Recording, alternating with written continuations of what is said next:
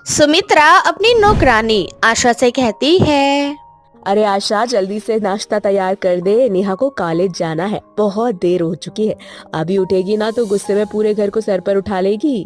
बस मालकिन, मैं बस नेहा बिटिया का नाश्ता ही बना रही हूँ।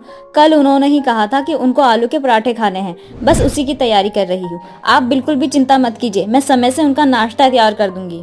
थोड़ी देर में नेहा भी नहा धोकर तैयार होकर नीचे आती है। आशा नेहा को गर्मा गर्म आलू के पराठे खिलाती है। नेहा पराठे खाते हुए आशा से कहती है। अरे वाह काकी, आपके हाथों के आलू के पराठे खाकर ना मजा आ जाता है। इतने टेस्टी आलू के पराठे तो मेरी माँ भी नहीं बनाती। और कॉलेज में जब लेकर जाती हूँ ना मैं आपके हाथ के आलू के पराठे ना, तो मेरे सारे दोस्त बड़े मजे से खाते हैं। अच्छा बिटिया, तो कभी अपने दोस्तों को भी घर लेके आना, मैं उन सभी के लिए आलू के पराठे बनाऊंगी। और अभी आप कॉलेज जाओ, आप बहुत लेट हो चुकी हो, वरना आपकी क्लास मिस हो जाएगी। हाँ हाँ, बस मैं जाने वाली हूँ। थोड़ी ही देर में नेहा कॉलेज के लिए निकल जाती है। वो एक बस स्टॉप पर किसी का इंतजार कर रही होती है। तब एक विराट नाम का लड़का अपनी बाइक से नेहा को कॉलेज लेकर जाता है। दोनों एक ही कॉलेज में पढ़ते थे। दोनों के बीच बहुत गहरी दोस्ती थी। ऐसे ही शाम को दोनों कॉलेज से घर आ रहे थे। तभी नेहा विराट से कहती है। अरे विराट, मैं क्या बोल रही थी, इतना समय हो गया हमारी दोस्ती को, तुम मुझे अपनी माँ से या फिर अपने घर क्यों नहीं ले चलते? मैं तुम्हारी तरह अमीर नहीं हूँ यार, और मेरा बहुत ही छोटा सा घर है, उसमें तुम ज्यादा समय तक नहीं रह पाओगे, इसलिए मैं नहीं लेकर जाता। अरे मुझे इससे कोई फर्क नहीं पड़ता कि बड़ा है घर या फिर छोटा, मुझे तो तुम्हारी माँ से मिलना है। अरे तुम्हें मेरी माँ से क्यों मिलना है, बताओ क्या काम है माँ से? नेहा विराट से मन ही मन बहुत प्यार करती थी, लेकिन वो विराट को अपनी मन की बात तब तक नहीं बताना चाहती थी कि जब तक विराट के मन की भी नेहा ना जान ले। समय ऐसे ही बीतता जाता है और नेहा और विराट के बीच एंट्री होती है अरुण नाम के लड़के की। अरुण जो कि नेहा के आगे पीछे घुमा करता था। ये सब देखकर विराट को बिल्कुल भी अच्छा नहीं लगता था। और एक दिन विराट नेहा से कहता है। नेहा, तुम मेरी बेस्ट फ्रेंड हो, अब मुझे बिल्कुल भी अच्छा नहीं लगता कि वो अरुण हर समय तुम्हारे आगे पीछे ही घूमता है। पहले भी तो हम दोनों साथ थे ना, तो अब हमारे बीच कोई तीसरा क्यों आ रहा है? तुम्हें जब भी किसी भी चीज की जरूरत होती है तो तुम मुझे बोल सकती हो। अरुण को तुम्हारे या फिर मेरी लाइफ में आए हुए मुश्किल से 10 से 12 दिन हुए हैं, और इतने समय में ही तुम मुझे इग्नोर करने लग गई। नहीं, कुछ नहीं विराट, अरुण भी हमारा अच्छा दोस्त है। और जिस तरह से तुम्हारे साथ मुझे कंफर्टेबल फील होता है ना, उसी तरह से अरुण के साथ भी। तो तुम इसकी बिल्कुल चिंता मत करो कि हमारे बीच कोई आ रहा है। समझो, हमारा 3 लोगों का ग्रुप हो चुका है। नहीं नेहा, मुझे बिल्कुल भी नहीं पसंद यार। अब बल्कि मुझे कोई लड़का तुम्हारे आसपास बिल्कुल नहीं पसंद। मुझे नहीं पता कि ऐसा क्यों हो रहा है मेरे साथ, लेकिन मुझे अच्छा नहीं लगता। क्यों अच्छा नहीं लगता? मैं तो अब अरुण के साथ ही आऊंगी जाऊंगी। पहले पता करो कि आखिर तुम्हें क्यों अच्छा नहीं लगता और मैं क्यों उसके साथ ना आऊं ना जाऊं। नेहा अरुण के साथ घर चली जाती है। विराट को बहुत बुरा लगता है। ऐसे ही कुछ दिन और बीत जाते हैं। विराट बहुत देर से बस स्टॉप पर नेहा का इंतजार कर रहा था। नेहा बहुत देर तक नहीं आती। विराट को नेहा की चिंता होने लगती है। वो उसे कॉल करता है तो पता लगता है कि नेहा और अरुण दोनों साथ कॉलेज आ चुके हैं। विराट इस बात से बहुत ज्यादा नाराज होता है।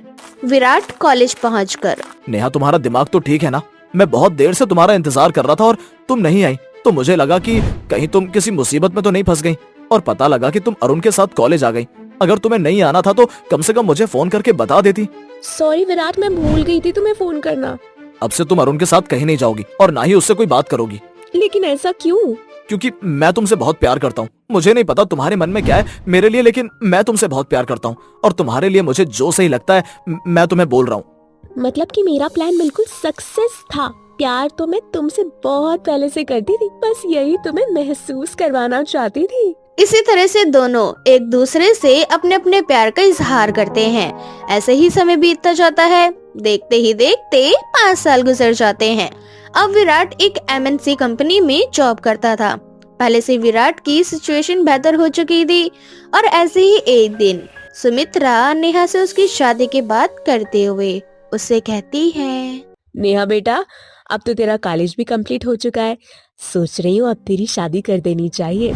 मालकिन, मेरी लाइफ में तो कोई लड़का है और मैं उसी से शादी करना चाहती हूँ। बहुत अच्छा है, एक बार आप उससे मिलोगे ना तो आपको भी बहुत पसंद आएगा। ठीक है, फिर कल उसे घर पर लेकर आ जा, मैं भी मिल लूं, देख लूं कैसी पसंद है मेरी बेटी की। अगले दिन नेहा विराट को लेकर अपनी माँ के पास जाती है। सुमित्रा को भी विराट बहुत पसंद आता है। तभी सुमित्रा विराट से कहती है, बेटा तुम्हारे घर में कौन कौन है? मेरे घर में मेरी माँ है और उन्होंने मुझे इतना बड़ा किया है पाल पोस कर। उन्होंने मुझे पढ़ाने लिखाने के लिए घर में झाड़ू पोछा करने का काम किया और आज जो कुछ भी मैं हूँ उन्हीं की वजह से हूँ। इतनी अच्छी कंपनी में जॉब करने का कारण भी मेरी माँ है, क्योंकि उन्होंने बहुत मेहनत की है मेरे पीछे। मतलब कि तुम्हारी माँ नौकरानी है और एक नौकरानी मेरी बेटी की सास बनेगी? ऐसा कभी नहीं हो सकता। नेहा बेटा, ये रिश्ता मुझे बिल्कुल मंजूर नहीं है। बराबरी का घर ढूंढना चाहती हूँ मैं तेरे लिए, ना कि नौकरों से रिश्ता जोड़ना चाहती हूँ। माँ, विराट की मम्मी पहली नौकरानी थी, अब तो विराट की जॉब लग चुकी है और अब विराट की मम्मी काम नहीं करती, वो घर पर ही रहती हैं। मुझे बहुत फर्क पड़ेगा बेटा इससे, और अब विराट तुम अपने घर जा सकते हो। ऐसे ही कुछ दिन बीत जाते हैं। सुमित्रा अब नेहा का बाहर आना जाना बंद करवा देती है। साथ ही विराट और नेहा की फोन पर बातचीत भी बंद हो जाती है। एक दिन से घर से बाहर गई नेहा मौका देखकर विराट को फोन करती है और घर से भाग जाती है। विराट और नेहा दोनों कोर्ट मैरिज कर लेते हैं। शादी करके विराट नेहा को अपने घर ले जाता है। थोड़ी देर में विराट की माँ आशा पूजा की थाली लाती है। नेहा को देखकर आशा भी चौंक जाती है और नेहा भी। काकी, आप विराट की माँ हैं? अरे नेहा बिटिया, तुम दोनों एक दूसरे को जानते हो क्या पहले से? हाँ, क्योंकि काकी पहले मेरे घर पर काम किया करती थी। माफ करना बेटा, मुझे नहीं पता था कि मेरा बेटा तुमसे प्यार करता है, वरना मैं इसे पहले ही समझा देती कि कहाँ तुम इतनी अमीर घर की इकलौती बेटी और कहाँ हम गरीब। काकी, आप भी कैसे बातें करो, मैंने विराट से बहुत प्यार किया और विराट की हर चीज मुझे मंजूर है। आप पहले नौकरानी थी तो इससे क्या फर्क पड़ता है, मेहनत करके कमाना कोई बुरी बात नहीं। आप जैसे हो मुझे मंजूर हो और आप मुझे अपनी बहू के रूप में स्वीकार करो और अपना आशीर्वाद दो। नेहा अपनी सास का पैर छूती है। आशा नेहा का अच्छे से स्वागत करती है, जिसके बाद वो सभी हंसी खुशी अपने जीवन में आगे बढ़ते हैं। इस कहानी से नेहा हमें ये सीख देती है कि कोई भी काम छोटा या बड़ा नहीं होता। मेहनत करके कमाने और खाने में कोई बुराई नहीं है। कमला देवी जो कि एक छोटे से गांव में रहा करती थी। कमला देवी के पास बहुत सारी जमीन थी। पूरे गांव में एक कमला देवी ही थी जो बहुत अमीर थी। कमला देवी के 3 बेटे थे, विनोद, अर्जुन और वरुण।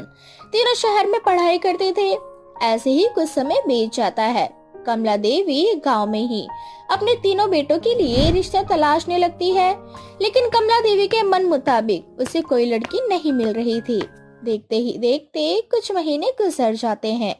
कमला देवी के तीनों बेटे शहर से पढ़ाई पूरी करके अपने घर वापस आ जाते हैं। कमला देवी जैसे ही दरवाजा खोलती है, वो देखती है कि तीनों बेटों के गले में वरमाला थी और वो तीनों अपनी अपनी पत्नियों के साथ जोड़े में खड़े थे। ये देखकर कमला देवी को बहुत गुस्सा आता है और वो अपने बेटों को गुस्से में कहती है, यहाँ कोई टीवी सीरियल का नौटंकी चल रहा है क्या, जो तुम तीनों गले में ये टुनटुना बांधे हुए अपनी अपनी हीरोइन उठाकर यहाँ ले आए? ये कौन है? ओ मम्मी, ये तुम्हारी बहू है, इनसे ना तमीज से बात करो। और ये तीनों एक ही घर की हैं। कहने का मतलब ये है कि तीनों बहनें हैं। हम तीनों भाइयों से इन तीनों बहनों को प्यार हो गया। ये तीनों हम तीनों से शादी करने के लिए तैयार हो चुकी थी, इसलिए हमने सोचा कि इन्हें भी अपने साथ गाँव ले चले। हाँ मम्मी, और आपकी तीनों बहुएं बहुत संस्कारी हैं। आपको कभी भी किसी भी चीज की कोई शिकायत नहीं होगी। इनसे शहर में रहने के बाद भी इनके अंदर संस्कार बहुत कूट कूट कर भरे हैं। वो तो वक्त बताएगा कि किसके अंदर कितने संस्कार हैं और कितने नहीं। तुम तीनों ने जो किया है ना, वो माफी के लायक नहीं है। विनोद अपनी पत्नी रिया और अर्जुन अपनी पत्नी कोयल और वरुण अपनी पत्नी अनिका के साथ अपने अपने कमरे में चले जाते हैं। ऐसे ही अगली सुबह तीनों शहर के मॉडर्न कपड़े पहनकर अपनी सास के पास जाती है और उसका पैर छूती है। हे राम जी, ये आधे अधूरे कपड़े पहनकर तुम तीनों मेरे सामने आशीर्वाद लेने के लिए आ गई हो। एक तो ना जाने मेरे बेटे के अकल पे कौन से काले काले पत्थर पड़े थे, जो वो शहर से तुम तीनों बेशरमों को यहाँ उठाकर ले आए। अरे गाँव में मेरा बहुत नाम है, तुम तीनों की वजह से ना मेरा नाम खराब हो जाएगा। माँ जी, छोटे कपड़े पहनने से कोई बेशरम नहीं होता और संस्कार इंसान के व्यवहार में होता है, कपड़ों में नहीं।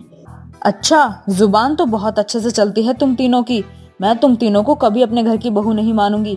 अरे हमारे यहाँ शादी के बाद बहू साड़ी पहन के रसोई में खाना बनाती है और तुम तीनों ये क्या पहन के आ गई हो? ऐसे में तो तुम्हें कभी नहीं अपनाऊंगी मैं। माँ जी, हम ना पूरी कोशिश करेंगे हम आपका दिल जीत पाए और आपको टेंशन लेने की कोई जरूरत नहीं है। हम तीनों के होते हुए आपके नाम को कोई बदनाम नहीं करेगा, भले ही हम शहर से हैं तो भी। फिलहाल के लिए मेरी आंखों से ओझल हो जाओ, मैं तुम तीनों को इन कपड़ों में देख भी नहीं पा रही हूँ। तीनों बहनें अपने कमरे में जाती है और वो तीनों यूट्यूब से साड़ी पहनना सीखती है। साड़ी पहनकर गांव के कल्चर के हिसाब से वो रसोई में जाकर खाना बनाती है।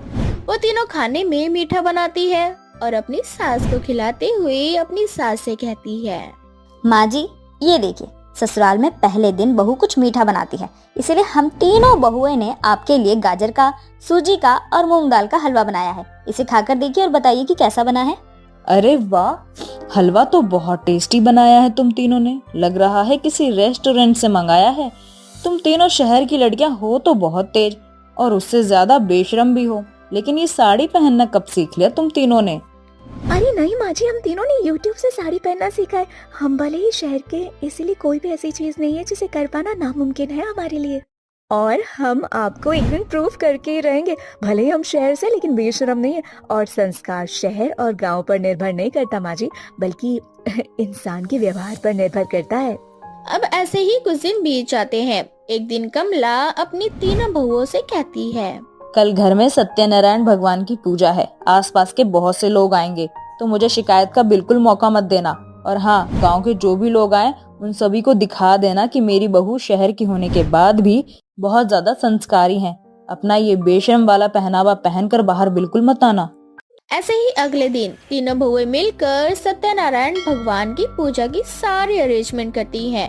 ये देखकर कमला देवी को बहुत अच्छा लगता है। देखते ही देखते वो तीनों मिलकर पूजा का सारा प्रसाद भी बना लेती हैं। सभी लोग पूजा में आते हैं। तीनों अच्छे से साड़ी पहनकर तैयार होकर वहां आती हैं। तीनों की खूबसूरती और उनका पहनावा देखकर सभी लोग कमला देवी की खूब तारीफ करते हैं और पूजा में तीनों बहनें भक्ति गीत भी गाती हैं। ये देखकर कमला देवी बहुत हैरान हो जाती है। जाते जाते कुछ लोग कमला देवी से कहते हैं, अरे वाह कमला देवी, इतनी खूबसूरत और इतनी संस्कारी बहू कहाँ से लेकर आ गई तुम? हमारे गांव में तो इतनी सुंदर लड़की कोई है नहीं, फिर तुम्हें कहाँ से मिल गई? मेरी बहुएं शहर की हैं। हाय दैया, शहर में तो बहुत बेशरम लड़कियां होती हैं, तुम्हारी बहू में तो बहुत ही ज्यादा संस्कार है। क्या बात है, तुम्हारी तो किस्मत अच्छी निकली, तुम्हें तो बहू अच्छी मिल गई। वरना शहर में लड़कियां तो ऐसी होती हैं कि अपनी सास को भी अपनी इशारों पर चलाती हैं। अरे नहीं नहीं बहन, पहले ना मैं भी ऐसा ही सोचती थी कि शहर की लड़कियां ऐसी होती हैं वैसी होती हैं, लेकिन मेरी तीनों बहुओं ने मेरी सोच को बदल डाला। मैं हमेशा से उनको बेशरम का ताना दिया करती थी, लेकिन आज वो तीनों अपने संस्कारों से मेरा दिल जीत लिए। अच्छा चलो, ये तो बहुत अच्छी बात है। प्रसाद भी काफी स्वादिष्ट बना था। कमला को अपनी गलती का एहसास हो जाता है। सभी के जाने के बाद कमला अपनी तीनों बहुओं को बुलाती है और इन तीनों को अपने पुश्तैनी सोने के हार देते हुए उनसे कहती है, ये ले बड़ी बहू, ये तेरे लिए सोने का हार। आज मैं बहुत खुश हूँ तुम तीनों से, क्योंकि तुम तीनों ने मेरी सोच को बदला है। सच में मुझे यह एहसास हुआ है कि ऐसे कपड़े पहनने से इंसान के संस्कार नहीं दिखते, बल्कि संस्कार उसके व्यवहार से दिखते हैं। और तुम तीनों के व्यवहार से पता लगता है कि तुम तीनों के अंदर कितने संस्कार हैं, भले ही तुम तीनों शहर की हो। माँ जी, हमारा मकसद आपको गलत साबित करने का नहीं था, बल्कि आपको ये समझाने का था कि भले ही हम शहर में हैं, लेकिन हमें भी घर परिवार चलाना आता है। कुछ लोग गांव में रहकर भी अपनी फैमिली नहीं चला पाते, उनके अंदर ना ही संस्कार होते हैं। कुछ लोग शहर में होने के बाद भी सारी चीजें सीख जाते हैं और अच्छे से मैनेज कर लेते हैं। हाँ माँ जी, और ये सारी सीखना हमें अपनी माँ से मिली है और आज वही चीजें हमें हमारे काम आ रही है। चलो, अब जो हुआ वो अच्छा ही हुआ। मेरी किस्मत में इतनी सुंदर सुंदर और संस्कारी बहू लिखी थी, जिन्हें मैं हमेशा बेशरम बहू कहती थी। इस तरह से वो तीनों अब से गिले शिकवे भूलकर अपने जीवन में हंसी खुशी आगे बढ़ती हैं और एक दूसरे को हर तरह से सपोर्ट करती हैं। एक बार की बात है, जब पाकिस्तान ने हिंदुस्तान के ऊपर अचानक से हमला बोल दिया था। उस समय हिंदुस्तान के सभी नौजवान सेना अपने अपने कैंप में आराम कर रहे थे। परंतु जैसे ही पाकिस्तान ने हमला किया, हिंदुस्तान की सारी सेना अलर्ट हो गई और उनके हमले का मुंहतोड़ जवाब देने लगी। इसी बीच कुछ आतंकवादियों ने हिंदुस्तान में घुसपैठ कर दी और बॉर्डर के पास वाले गांव में जाकर छिप गए। अगली रात सभी आतंकवादियों ने गांव के हर व्यक्ति को अपना बंदी बना लिया। अब जब तक तुम सभी गांव वाले हमारे कब्जे में हो, तब तक तुम्हारे देश की ये हिंदुस्तानी सेना हमारा कुछ नहीं बिगाड़ सकती। लगता है तुम्हें हमारे हिंदुस्तानी सेनाओं के बारे में कुछ पता नहीं है, तभी तुम इस तरह की बातें कर रहे हो। बुड्ढे, चुपचाप से बैठ जा, नहीं तो तेरे साथ साथ तेरे इस गांव वालों को भी एक बार में ही खत्म कर दूंगा।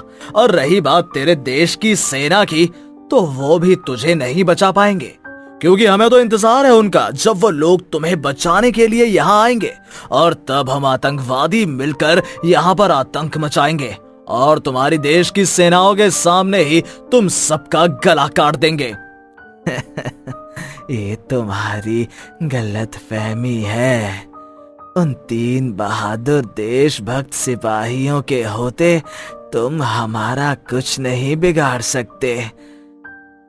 उस बूढ़े व्यक्ति की यह बात सुनकर आतंकवादियों को गुस्सा आ जाता है और वो एक बुजुर्ग महिला को पकड़कर उसके गले पर चाकू रख देते हैं और उस बूढ़े व्यक्ति को डराते हुए बोलते हैं, अच्छा ऐसा है बुड्ढे, तो कहाँ है तेरे वो 3 बहादुर देशभक्त सिपाही? बुलाओ उनको और बोल आकर वो तुम सबकी मदद करें। जब तक तेरे वो 3 बहादुर देशभक्त सिपाही आएंगे, तब तक तू देख मैं किस तरह से तुम सभी गांव वालों को मारता हूँ। नहीं नहीं, मुझे छोड़ दो, मुझे मत मारो। पर वो आतंकवादी किसी की एक भी नहीं सुनते और उस बूढ़ी महिला को बड़ी ही बेरहमी के साथ उसके गले को काट देते हैं, जिसके बाद तेज हवाएं चलने लगती हैं और आसमान में चारों तरफ बादल घिर जाते हैं। तेज बिजलियां कड़कने लगती हैं और तभी उन सभी आतंकवादियों के सामने 3 भूतिया देशभक्त सिपाही आ जाते हैं, जो उन सभी आतंकवादियों से बोलते हैं, तूने हमें बुलाया और हम चले आए। तुम आतंकवादियों को क्या लगता है कि तुम हमारे होते हुए इस गांव के लोगों को मार सकते हो? तुम आतंकवादियों को क्या लगा था कि तुम किसी को भी मार डालोगे और हमें बुलाओगे तो ही हम इन गांव वालों की रक्षा करने के लिए आएंगे? हाँ, यही तुम्हारी गलतफहमी है। हम तीनों देशभक्त सिपाही वहां जाते हैं जहां हमारी भारत माता को हमारी जरूरत होती है। हम अपने देश के हर एक कोने में हैं, इसलिए तू ना तो इस गांव का कुछ बिगाड़ सकता है और ना ही हमारे हिंदुस्तान का। उन 3 भूतिया देशभक्त सिपाही को देख सभी आतंकवादी थर-थर कांपने लगते हैं, जिसमें से एक आतंकवादी अपने सरदार से बोलता है, हुजूर, ये तीनों तो भूत हैं। हम इन भूतों से कैसे लड़ सकते हैं? इनके ऊपर तो हमारी ना कोई गोलियां काम आएंगी और ना ही कोई बारूद। हम इन तीनों भूतिया सिपाहियों को नहीं मार सकते तो क्या हुआ? हम इन गांव वालों को तो एक बार में खत्म कर सकते हैं ना। अब हम तुम 3 भूतिया सिपाहियों से नहीं, बल्कि इस गांव वालों से लड़ेंगे और इन गांव वालों को एक ही बार में मसल डालेंगे। तुम सब ऐसा कुछ नहीं कर पाओगे। अब जैसे ही आतंकवादी अपनी अपनी गोलियां गांव वालों के ऊपर चलाते हैं, उससे पहले ही सभी गांव वाले हवा में उड़ जाते हैं। साथ ही उन आतंकवादियों के सारे बारूद, बंदूक, गोलियां अपने आप जलकर राख हो जाते हैं, जिसके बाद वो तीनों भूतिया देशभक्त सिपाही अपनी अपनी बंदूक चलाते हैं और एक एक करके उन सभी आतंकवादियों को मार गिराते हैं। सभी आतंकवादियों के मरने के बाद तीनों देशभक्त भूतिया सिपाही उन सभी आतंकवादियों को एक कब्रिस्तान के अंदर गाड़ देते हैं और वहां से गायब हो जाते हैं। ये सब कुछ देख सभी गांव वाले बहुत खुश होते हैं और एक औरत बूढ़े बाबा से बोलती है, बाबा, आप उन तीनों देशभक्त भूतिया सिपाही के बारे में कैसे जानते थे? बेटा, ये कहानी बहुत पुरानी है। ये तीनों देशभक्त भूतिया सिपाही एक समय पर दोस्त हुआ करते थे, जिन्होंने एक साथ आर्मी की तैयारी की और फौज में भर्ती हो गए। प्रेम, मुझे तो विश्वास ही नहीं हो रहा है कि हम तीनों दोस्त ने एक साथ पढ़ाई की और एक साथ आर्मी की तैयारी करी और आज हम तीनों एक जगह एक साथ फौजी बन चुके हैं और हम बॉर्डर पर तैनात हैं। भाई, विश्वास तो मुझे भी नहीं हो रहा। पर आज मुझे बहुत खुशी हो रही है खुद को इंडियन आर्मी कहते हुए। और इससे भी ज्यादा खुशी मुझे इस बात की हो रही है कि अब मैं भी अपने हिंदुस्तान की सेवा करूंगा और अपने देश के लोगों की रक्षा करूंगा। अब बस जल्दी से हम तीनों को भी किसी जंग पर भेजा जाए और उन पाकिस्तानियों का हम तीनों मुंह तोड़ कर आए, ताकि फिर कभी वो हमारे देश पर आंख उठाकर देखने की हिम्मत ना करें। दोस्त, तुम दोनों बिल्कुल सही कह रहे हो, पर मैंने तो एक चीज सोच ली है, अपने देश के लिए अब कुर्बान होना है और मरने के बाद भी अपने देश की रक्षा करनी है। अब तो मैं जीऊंगा भी अपने देश के लिए और मरूंगा भी अपने देश के लिए ही, और मरने के बाद भी अपने देश की रक्षा करूंगा। इसी तरह से वो तीनों बहादुर दोस्त बॉर्डर पर तैनात हो जाते हैं और देश की रक्षा करने में जुट जाते हैं। तभी एक दिन अचानक से पाकिस्तानी सेना आर्मी कैंप के ऊपर हमला कर देती है, जिसमें काफी सेना मर जाती है। जिसके बाद में प्रेम और अर्जुन अकेले पड़ जाते हैं और इसी बीच नील। सर, हमारे काफी नौजवान सेना घायल हो चुकी है। हमें पाकिस्तानी सेना से लड़ने के लिए और बहादुर सिपाहियों की जरूरत है। तुम चिंता मत करो नील, जल्द से जल्द मैं कुछ सेना की टुकड़ी तुम्हारे पास भेज रहा हूँ। नील वहां हो रही घटना के बारे में बताकर अपने दोस्तों के साथ एक बार फिर पाकिस्तानी सेना से लड़ने लगता है और इसी बीच पाकिस्तानी सेना से लड़ते लड़ते वो तीनों भी वीर गति को प्राप्त हो जाते हैं। परंतु उन तीनों के मरने से पहले कुछ सिपाही वहां आ जाते हैं जो पाकिस्तानी सेना को वहां से भगा देते हैं। ऐसे ही कुछ दिन बीत जाते हैं और एक दिन आलोक नाम के एक व्यक्ति की पोस्टिंग उसी जगह होती है जहां नील, अर्जुन और प्रेम की मौत हुई थी। इस तरह से एक बार फिर पाकिस्तानी सेना घुसपैठ करने की कोशिश करती है और आलोक पाकिस्तानी सेना का सामना करता है, जिसमें आलोक अकेला पड़ जाता है और अत्यधिक घायल हो जाता है। परंतु आंख बंद करने से पहले वो देखता है 3 सैनिक आकर वहां अकेले ही पाकिस्तानी सेना से लड़ रहे होते हैं। अगले दिन जब उसकी आंख खुलती है तो वो उन्हीं 3 सैनिकों को अपने पास खड़ा पाता है, जिसके बाद आलोक उन तीनों फौजियों से बोलता है, तुम तीनों कौन हो? आज से पहले मैंने तुम्हें अपनी टीम में कभी नहीं देखा। तुम तीनों बहुत बहादुर हो। तुम तीनों ने उस समय आकर मेरी और हमारे देश की रक्षा की जिस वक्त हमें तुम्हारे जैसे नौजवान सेनाओं की जरूरत थी। मुझे गर्व है तुम तीनों नौजवान देशभक्त सिपाहियों पर। आलोक के पूछने पर तीनों भूतिया सिपाही अपने अपने बारे में आलोक को बताते हैं और वहां से गायब हो जाते हैं। तो ये कहानी थी उन 3 देशभक्त भूतिया सिपाहियों की। पर ये सब कुछ आपको कैसे पता चला? क्योंकि ये कहानी मुझे खुद उन तीनों देशभक्त सिपाहियों ने बताई थी। क्योंकि उस दिन उन तीनों देशभक्त सिपाही ने जिस फौजी की जान बचाई थी वो और कोई नहीं, मैं ही था। इसलिए मैं उन तीनों देशभक्त सिपाही को बहुत अच्छे से जानता हूँ। मुझे तो गर्व है अपनी भारतीय सेना पर, जो मरने के बाद एक भूत बनकर हमारी और हमारे देश की रक्षा करते हैं। जिसके बाद वे सभी गांव वाले नील, प्रेम और अर्जुन की प्रतिमा गांव में बनवाते हैं। तो वहीं वो तीनों देशभक्त भूतिया सिपाही हर समय अपने देश की सेना की मदद करने के लिए पहुंच जाती है जब उन्हें अपने होनहार फौजियों की जरूरत पड़ती है।